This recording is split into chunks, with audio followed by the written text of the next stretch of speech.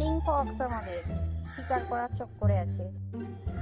আরে সিঁড়ি আছো, আরে চিনিকে খাওয়ানো হচ্ছে, আর এখানে সিঁড়ি মন দিয়ে দেখছে, মন দিয়ে দেখছে কত কাছে, আরো কাছে আসছে সাহস করে করে। আর এটা কি? এটা একটা পাখি, ওটার নাম চিনি।